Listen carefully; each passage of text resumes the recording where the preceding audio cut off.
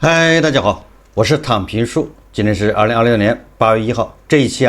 咱們繼續聊聊机器人，人形機器人。最近我看很多媒体又在聊人形機器人。馬斯克對人形機器人也有自己的一個看法。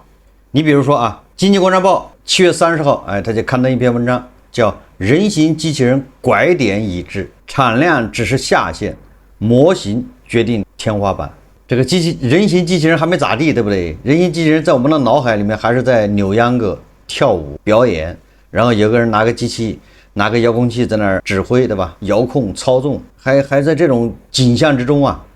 突然機器人拐點又到了，這又是未富先衰呀。我們看一看最近媒體都是怎麼評價人形機器人這個行業，有什麼觀點，有什麼看法？資本用真金白銀確認一個判斷，在 AI 的下半場，定價權正在從硬件向模型轉移。說同樣的邏輯正在跟智能行業加速浮現，資本正在用相似的估值邏輯重新定價機器人的價值構成。在這場規模空前的資本盛宴與技術狂歡的背後，真實的物理世界的複雜性、商業化落地的血腥慘烈，以及中國機器人產業在軟硬兩端面臨的深層隱憂，將這個年輕的產業推向光與正統值的分水嶺。你說一個行業這剛起步，對吧？這行業春晚也沒過去2年這行業就又是風雨飄搖，黑雲壓城城欲摧，就這種感覺文章說資本重新定價，從硬件算力到 AI 大腦的轉移。許多年以後回顧人工智能的演進史 ，DeepSeek R1 的發布或許會被視為一個分水嶺。2025年1月，中國人工智能公司深度求索發布了推理模型 R1， 性能對標當時最前沿的閉源大模型，訓練成本卻遠低於行業水平。模型權重在發布當天同步開源，1周後說英偉達股價單日下跌超過 17%。市值蒸發超過5600億美元，跌穿3萬億美元大關。說這是英偉達歷史上市值蒸發最大的一天，也是截至當時美股歷史上單家公司單日市值蒸發的最高紀錄。但是你要現在回頭再看看，可以說資本市場或者英偉達那叫虛驚一場，誤會了。那現在英偉達也是創新高了，對不對？早就把那個跌幅回了，而且還創了新高。所以說那只能說当时你出來個什麼東西把人嚇一跳，人家定神一看，原來是這個當然了，這也不影響很多人拿這玩意兒意淫高興，是吧？沒毛病你就像那個特是那個撇嫖客，不是那個嫖客你抄襲抄多了，李鬼变李逵，是吧？然後天天看那抄襲的那些人還以為這就是李逵然後反過來把真李逵當成李鬼，這很正常文章說在 R1 發布之前說市場的主流預期是 AI 發展需要持續大規模的算力投入，而英偉達幾乎壟斷了供給端。R1 打破了這個預期，模型能力的提升未必需要等比例的增加算力採購，算力不再是唯一的瓶頸，模型本身才是估值溢價的核心。這個說的也沒錯問題你的前提是你得有東西讓你蒸餾，如果你都沒有東西讓你蒸餾，对吧？你就变成無源之水，你這個模型再好有什麼用呢？對吧？你這模型是為了更高效的、更方便的蒸餾的話，那你還是你得嫁接在一个，对吧？這個基礎上面。2020年賽道熱度不減，更迎來了標誌性事件 ，DeepSeek 獲得國家大基金領投，一場一級市場估值錨定約450億美元，中國大模型公司整體估值中樞整體上移。就這個那個 DeepSeek 的創始人，他的身價已經超過了原創那個 OpenAI 和那個什麼和另外一個那個大模型的2個創始人的身價，梁文峰已經超過他了，這很正常這現象，對吧？你就是你撇的抄襲的流量比原版流量高，這個也是常有的事不光是常有這簡直是很常見，司空見慣。資本用真金白銀確認了一個判斷，在 AI 的下半場，定價權正在從硬件向模型轉移。同樣的邏輯正在巨聲行業加速浮現，資本正在用相似的估值邏輯重新定價機器人的價值構成。前面半節說了半天啊，說的就是這個人形機器人呢，要重新估值。文章說，政策亮牌與資本湧入，大腦成為巨聲智能新估值锚。說通俗點啊，就是你這個機器人公司價值多大，估值多少，跟你生產的機器人會不會跳舞，會不會翻筋斗，會不會來一套，对吧？傳統武術沒什麼關係，而是取決於大腦。資本追逐的是確定性，大語言模型時代，資本是探路者，而在巨聲智能，政策率先亮明了態度。2020年政府工作報告明確提出培育智能等未來產業，這是巨聲智能連續第2年寫入政府工作報告。“十五”規劃建議也將其列入前瞻布局的未來產業。政策的重心在下半年進一步明確，工信部與國資委啟動專項行動，將提升大小腦模型算法列為攻關任務。北京、上海、深圳、杭州4地相繼發布行動計劃，無一例外將大小腦模型放在關鍵技術首位。信號已經足夠清晰，資本的響應也更為集中。截至數據顯示，2020年上半年國內巨聲智能賽道融資總額達到了935億，到2025年上半年增長超過5倍，也就是資本很熱啊。已進入上市程序的企業，招股书裡排在首位的募投項目多為模型與算法研發。7月24日，港交所進一步優化 18C 章上市制度，降低科技企業上市門檻。在這套規則下，企業的估值依據主要落在技術能力上，而巨聲智能企業的技術能力最終就指向大腦。海外資本同樣匯聚到聚焦在大腦層面的头部公司，也就是现在資本越來越看重哪個機器人公司主要是研發主攻的是在大腦這塊的，那資本就更喜歡，而不是那些各種表演啊。2020年7月，美國的機器人大腦公司完成3.2亿美元 A 輪融資，估值達到了23億美元。核心主張是不造机器人，只造大腦，也就是他不造機器人，他造大腦。而美国的一家公司完成1.52億，英國一家公司完成1.52億美元的 A 輪融資，成為歐洲首家人形機器人獨角獸。更具標誌性意義的是 Fig AI 這家公司估值已經達到了將近400億美元，累計融資19億美元。投資方那更是大名鼎鼎微軟、英偉達、OpenAI 和貝索斯。2020年3月再獲得約11億美元追加融資，目標直指通用機器人大腦。當一家做大腦的公司能撐起400億美元的估值時，市場對大腦的定價邏輯已無需多言，對吧？就是資本還是看好大腦這一塊。產品端同樣在加速轉向大腦，特斯拉將 FSD 自動駕駛神經網絡直接遷移至擎天柱，二者共享同一套事件模型與視覺感知系統。2020年 Q2 業績會確認擎天柱進入量產，重心轉向智能化軟件層。而英偉達也推出了一種安全架構將自己定義為機器人大腦的基礎設施提供者。一邊是新興的大腦創業公司獲得超額融資，一邊是科技巨頭將數十年積累的技術資產轉向大腦。同歸，全球正在為同一個敘事買單，機器人的價值正在從身體向大腦遷移。要理解大腦為什麼重要，首先需要了解巨聲智能的模型是怎麼分层的。我们常說的機器人的大腦實際上是說的是全腦，實際上它裡面分2個關鍵部分，小腦管運動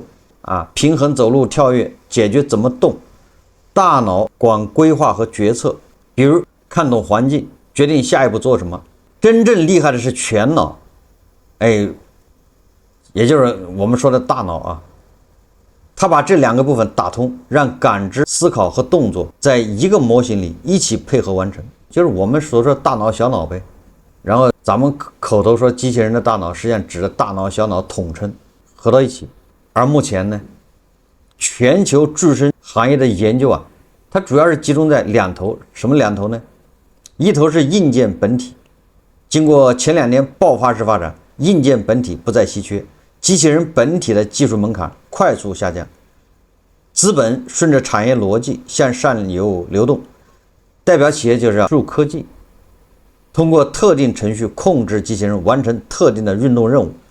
在運動控制領域做到了很高水平。這個還停留在硬件層面啊，就是說跟大腦什麼小腦還扯不上，所以大家看到的都是有人拿個遙控器在那遙控啊，他那大腦是長在人腦子上面，跟人腦子連着的，通過這個遙控器嘛。但是真正的機器人是要它自主，它能決定怎麼幹，下一步幹什麼，是吧？這就完全這是兩個事情啊。那我們現在所有看到的國內的機器人，那都是在追求硬件，關節啊、磨損啊、電機啊，對吧？等等，能不能翻筋斗啊？能不能保持平衡啊？也就是很多人經常說的叫大玩具。現在我們重點是在我們的很多现在企業是在這一頭，但是實際上最重要的是哪一頭呢？是大腦這一頭。國內外多家公司近2年密集發布的具身大模型，大多屬於這個範疇，就是通用大腦，解決的是任務規劃和場景理解問題。但在通用小腦和全腦這一層，幾乎沒有公司在系統性布局和思考。也就是說，現在把大腦、小腦把它合到一起，目前還沒有。那麼海外啊，是以馬斯克的這個擎天柱為樣本。2020年7月23號。特斯拉在 Q2 財報電話會上確認，擎天柱已確認即將進入量產階段，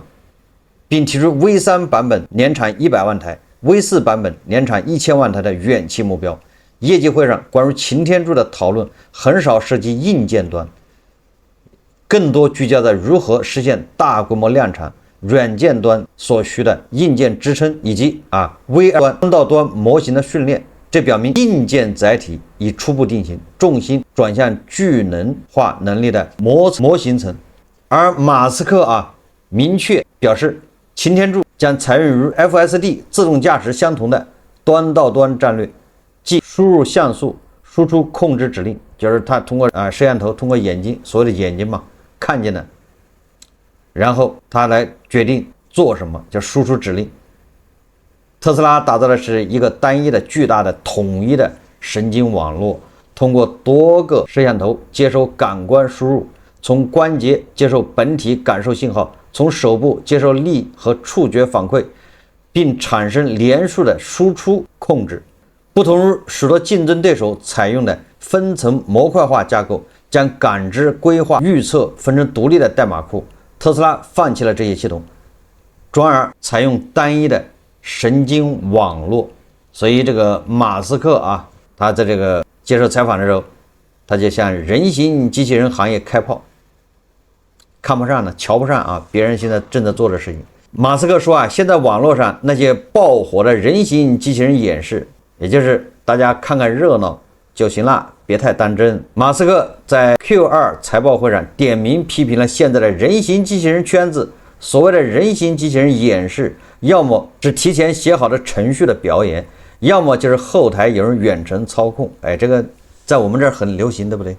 大家看了很高興實際上拿個遙控器在那遙控嘛。真正能聽懂指令、自己完成通用任務的人形機器人，現在全球一家都沒有。馬斯克一針見血地指出，目前市面上還沒有哪怕一款能真正完成通用任務的人形機器人。什麼意思呢？也就是目前機器人還只能是在一個精心布置的舞台上被人操控，或者是你看你去買一個機器人，完了之後要表演的話，還得先去改代碼，是吧？是要写程序吧，要改。所以說好多人跑去宇樹買機器人，買回去自己再開發，然後讓他扭秧歌，讓他什麼幹這幹那個，要麼你就遙控。所以這個馬斯克他說機器人不僅能在一個精心布置的舞台上泡咖啡，還能轉身去陌生的衛生間裡洗衣服，去倉庫裡搬沒有見過的新箱子。這種通用性，那現在的所有的機器人企業都做不到。所以不要看現在機器人行業吹得挺火挺熱，那還沒有進門，還沒摸着邊兒呢，就瞎激動。馬斯克說這些機器人脫離了劇本就會死機。馬斯克的擎天柱，那就要改變這一切。當然了，這個經濟觀察報說在國內做本體的企業多，做大腦的企業極少。也就是我們現在看到的那吹的是天花亂墜的，都是做本體的，但邊兒還沒摸着呢。真正做大腦的企業還很少。具身智能的大腦研發需要同時具備計算機視覺、機器人學、大模型、模型訓練和真實場景工程化的能力。這幾個方向在高校裡分属不同的院系和学科，能把它们融合在一起的研究者在全球範圍內屈指可數。在國內專注這一交叉領域的學術實驗室和建制的研發團隊更少，這也是大腦方向的創業公司遠少於身體方向的根本原因。更深的瓶頸在於數據。銀河通用機器人創始人王賀今年在公開場合演講中給過一組數據，說一家頭部車廠當天回流的駕駛數據約1億條，而全球最大規模的具身智能數據採集僅100萬條量級，差距達到2個數量級。自動駕駛的數據來自真實行駛的車輛，邊際成本幾乎為0，而具身智能的數據來自實驗室，每一幀都需要人工標注或遙控操作採集成本高，速度慢，场景有限。這意味着具身智能無法照搬自動駕駛的真實場景數據飛輪，必須在數據端找到完全不同的解法。行業的共識是有效利用多元異構数据資源。文章說機器的產量決定下限，而大腦能力將打開天花板。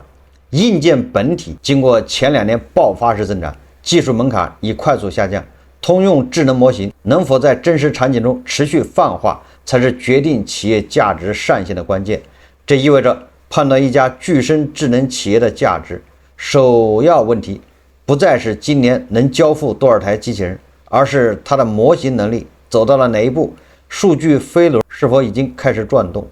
這套定價準則一旦確立，資本市場後續動作便有跡可循。一級市場大腦公司與本體公司的估值剪刀差大概率繼續擴大。也就是說，你做本體的、做硬件的，基本上那和汽車的這個估值是一樣新能源汽車估值沒什麼區別。但是如果你是做大腦的，那你這估值恐怕就是對吧，上萬倍就是講故事了。如果你做本體的你實際上應該比新能源汽車估值還要低。2級市場的窗口也已打開，隨着港交所 18C 章門檻進一步放寬，一批以大腦為核心敘事的具身智能企業正在排隊上市。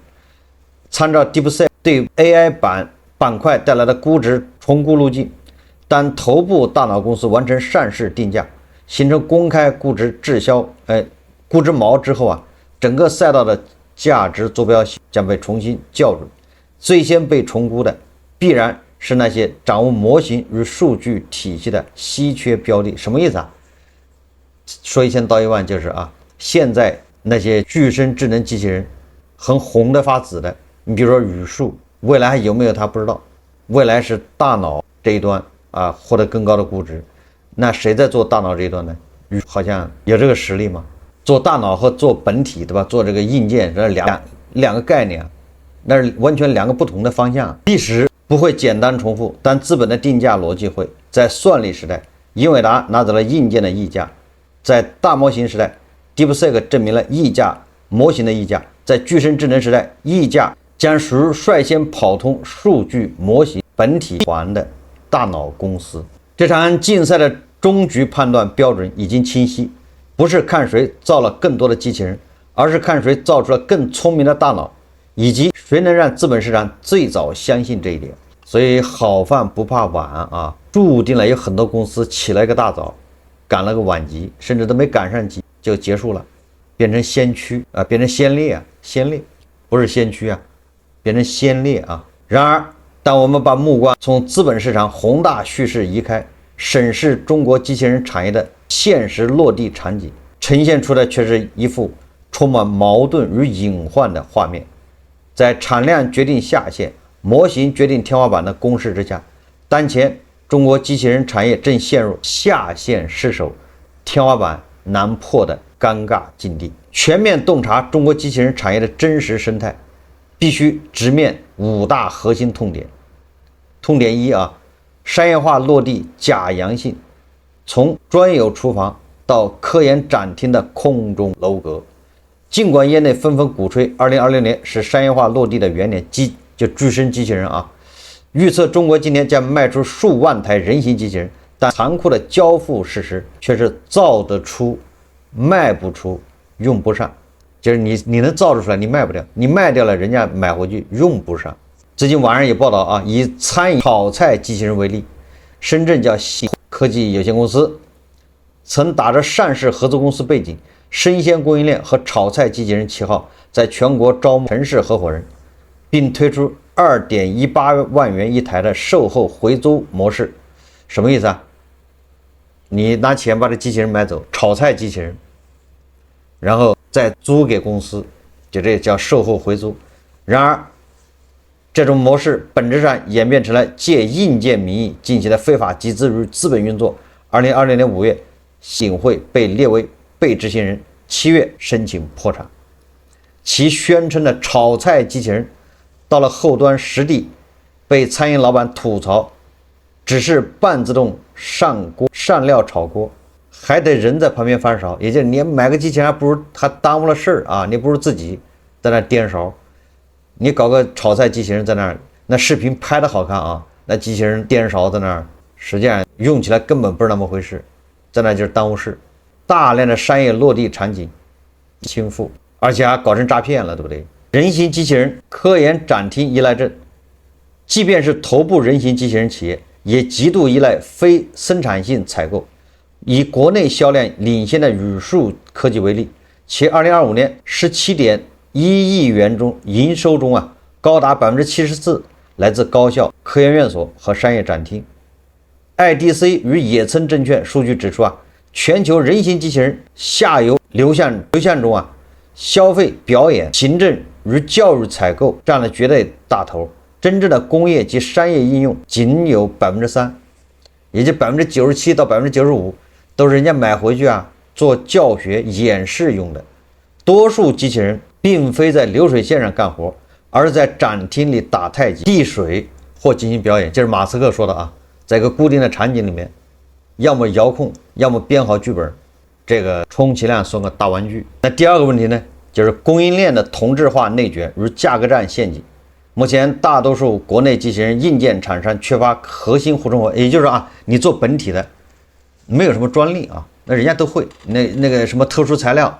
你會，人家也會，因為你本身不是研究材料的，你那材料都是買來的，那我也去買啊，對不对？那些關節材料是吧？那些骨骼材料，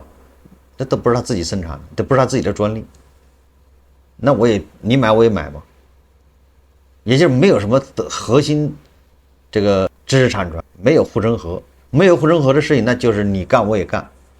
最後是什麼？內卷、價格戰，往死裡卷，這個跟那個新能源汽車是一個樣子啊！電機的扭矩、關節自由度、靈巧手設計，追溯到底層，皆來自成熟的通用供應鏈採購。沒有一個機器人公司說那個我們這機器人的手是我自己設計的啊，而且是有專利，它這個怎麼動，對吧？你模仿不了，他做不到。他那個手都是從別的公司買來的，那你能買我也能買啊，買了組裝唄。所以這個同質化競爭啊，直接引發極為慘烈的價格撕扯。宇樹科技的人形機器人平均單價3年內從59萬已經暴跌至16萬，中研動力乾脆掛出9998元的低價整機，甚至將 R1 壓縮到了2.99萬元，極度的價格戰壓縮了企業的利潤空間。